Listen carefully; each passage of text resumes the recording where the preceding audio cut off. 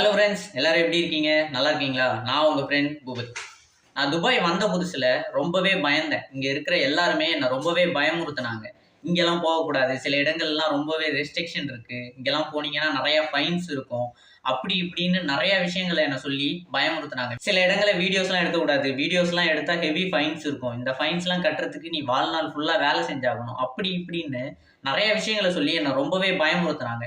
இதனால ஒரு சில இடங்களுக்கு போகிறதுக்கு நான் ரொம்பவே தயங்கினேன், கொஞ்சம் பயம். ஏன்னா நம்ம ஊரில் ஒரு 22 இயர்ஸ் ஒரு கல்ச்சரில் வாழ்ந்துட்டு இங்கே துபாய் வந்து ஒரு டிஃப்ரெண்ட் கல்ச்சரில் இனிமேல் இதுதான்டா உன்னோட லைஃப், இனிமேல் இதில் தான் நீ கொஞ்ச நாளைக்கு வாழ்ந்தாகணும் அப்படின்னு சொல்லும்போது ஒரு தயக்கம் ஆட்டோமேட்டிக்காக யாராக இருந்தாலும் வரும். ஸோ அப்படி ஒரு தயக்கத்தாலையும் பயத்தாலையும் நான் இன்னைக்கு செய்ய வேண்டிய வேலையை சரி நாளைக்கு பண்ணிக்கலாமே அப்படின்ட்டு தள்ளி போட்டிருக்கேன். ஸோ இந்த வீடியோவில் நம்ம என்ன பார்க்க போகிறோன்னா, உங்களில் சில பேர் துபாய் வரணும்னு பிளான் பண்ணிட்டு இருக்கலாம், இல்லை துபாய் வந்தது புதுசாக இருக்கலாம். ஸோ உங்களுக்காக உங்களுக்கு புரிகிற மாதிரி இங்கே இருக்கிற ரூல்ஸ் அண்ட் ரெகுலேஷன்ஸை ரொம்ப டீப்பாலாம் நான் போக கிடையாது, உங்களுக்கு புரிகிற மாதிரி எதெல்லாம் பண்ணக்கூடாது, அதெல்லாம் பண்ணால் என்ன ஃபைன்ஸ் இருக்கும், இதை மட்டும் உங்களுக்கு புரிகிற மாதிரி நான் ஃபுல்லாக சொல்ல ட்ரை பண்ணுறேன். வீடியோவை ஃபுல்லாக பாருங்கள். சரி, வாங்க நம்ம வீடியோக்குள்ளே போகலாம்.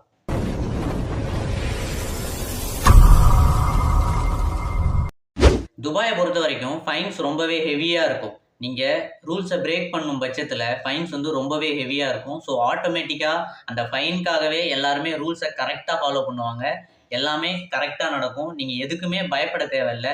ரொம்பவே சேஃபஸ்ட் கண்ட்ரி துபாய். ஸோ நீங்கள் ரூல்ஸை கரெக்டாக ஃபாலோ பண்ணுங்கள். எக்ஸாம்பிளுக்கு நீங்கள் இப்போ துபாய் வரீங்கன்னா ஒரு இடத்துக்கு போகணும், முக்கியமாக டிராஃபிக் ரூல்ஸ். எக்ஸாம்பிளுக்கு நினச்ச இடத்துலலாம் நம்ம ரோடை கிராஸ் பண்ண முடியாது. எங்கெல்லாம் கிராசிங்ஸ் இருக்கோ அங்கே மட்டும்தான் ரோடை கிராஸ் பண்ண முடியும். சிக்னல் எங்கெல்லாம் இருக்கோ அங்கே இருக்கிற கிராசிங்கில் சிக்னல் விழும்போது மட்டும்தான் நீங்கள் அந்த ரோடை கிராஸ் பண்ணணும். அப்படி சிக்னல் விழாமல் நீங்கள் ரோடை கிராஸ் பண்ணிங்கன்னா உங்களுக்கு ஹெவியான ஃபைன்ஸ் இருக்கும். மினிமம் 200 திராம் கிட்ட ஃபைன் சார்ஜ் பண்ணுவாங்க. சில இடங்களில் சிக்னல்ஸ் இருக்காது, ஆனால் கிராசிங் நிறைய இடத்துல இருக்கும். 2 டைப் ஆஃப் ரோட்ஸ் இங்கே நிறைய இருக்குது. சில இடங்களில் சிக்னல்ஸ் இருக்கும், சில கிராசிங்கில் சிக்னல்ஸ் இருக்காது. சிக்னல் இல்லாத கிராசிங்கில் நீங்கள் எப்போ வேணுனாலும் அந்த ரோடை நீங்கள் கிராஸ் பண்ணலாம். இடையில எந்த கார் வந்தாலும் சரி, பைக் வந்தாலும் சரி, நீங்கள் நிற்க வேண்டிய அவசியம் இல்லை. துபாயை பொறுத்த வரைக்குமே காரில் பஸ்ஸில் போகிறவங்கள விட நடந்து போகிறவங்களுக்கு ரொம்பவே இம்பார்ட்டன்ஸ் கொடுப்பாங்க. ஸோ நீங்கள் அந்த மாதிரி சிக்னல் இல்லாத ரோடை கிராஸ் பண்ணும்போது எந்த பைக்கு எவ்வளோ பெரிய பஸ் வந்தாலும் சரி ஆட்டோமேட்டிக்காக அங்கே நிற்கும்.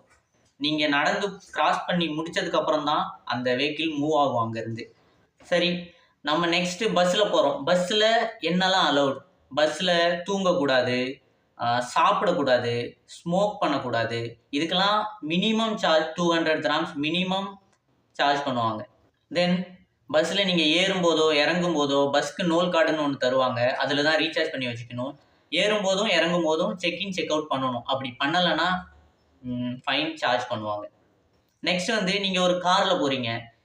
இங்கே நிறையா டைப் ஆஃப் ரோட்ஸ் இருக்குது. ஒவ்வொரு ரோடுக்குமே ஒவ்வொரு ஸ்பீட் லிமிட் இருக்குது. சில ரோட்டில் இவ்வளோ தான் ஸ்பீட் போகணும், சிட்டி சைடில் இவ்வளோ தான் போகணும், அவுட் சைடில் சிட்டிக்கு அவுட் சைடில் இவ்வளோ தான் ஸ்பீட் போகணும் அப்படின்ட்டு மினிமம் மேக்ஸிமம் ஸ்பீட் லிமிட் இருக்குது.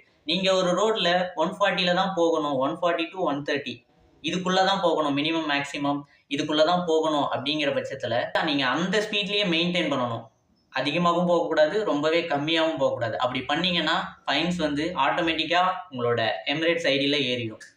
இதெல்லாம் பார்க்க ஆள் எங்கே இருப்பாங்கன்னு நினைக்காதீங்க. எல்லா இடத்துலையுமே கேமரா இருக்குது, அதை சென்ஸ் பண்ணுறதுக்கு சென்சார் இருக்குது. ஸோ ஆட்டோமேட்டிக்காக இங்கே இருக்கிற கார் எல்லாத்துலேயுமே ஸ்பீட் இண்டிகேட்டர் இருக்கும். ஸோ நீங்கள் அந்தந்த ரோட்டில் அந்தந்த ஸ்பீடில் போகலைன்னா ஆட்டோமேட்டிக்காக கார் உங்களுக்கு இண்டிகேட் பண்ணும், நீங்கள் கம்மியாக போகிறீங்க, நீங்கள் அதிகமாக போகிறீங்க, ஸ்பீடை இன்க்ரீஸ் பண்ணுங்கள், ஸ்லோவாக போங்க அப்படின்ட்டு ஆட்டோமேட்டிக்காக இண்டிகேட் பண்ணும்.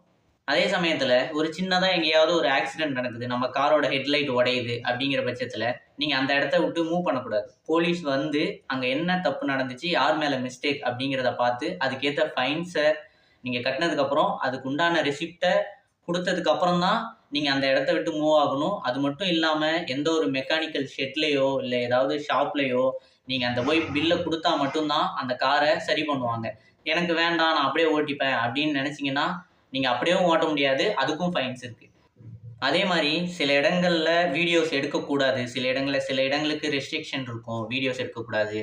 சில இடங்கள் டூரிஸ்ட் பிளேஸ் இங்கே எடுத்துக்கலாம் அப்படின்னு இருக்கும். ஸோ அந்த மாதிரி எடுக்கக்கூடாத இடங்கள்ல வீடியோஸ் தயவு செஞ்சு எடுக்காதீங்க. சில ஆக்சிடென்ட்டோ, ஏதாவது ஃபயர் ஆக்சிடென்ட் எங்கேயாவது ஏதாவது நடந்துச்சுன்னா, அதை வீடியோஸ் எடுக்காதீங்க. வீடியோ எடுத்து ஏதாவது ஒரு சோஷியல் மீடியாவில் நீங்கள் ஷேர் பண்ணிட்டீங்கன்னா, உங்கள் சோலி முடிஞ்சுச்சு. நீங்கள் லைஃப் ஃபுல்லாக சம்பாதிச்சாலும் அதுக்கான ஃபைன் அமௌண்ட்டை நம்மளால் கட்ட முடியாது.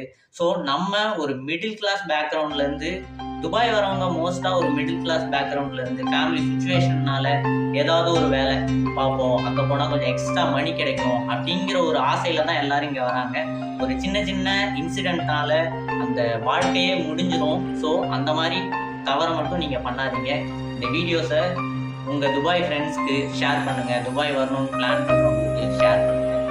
ஓகே, நம்ம அடுத்த ஒரு நல்ல வீடியோவில் பார்ப்போம். வீடியோ பிடிச்சிருந்தா ஒரு லைக் பண்ணுங்கள், கமெண்ட் பண்ணுங்கள்.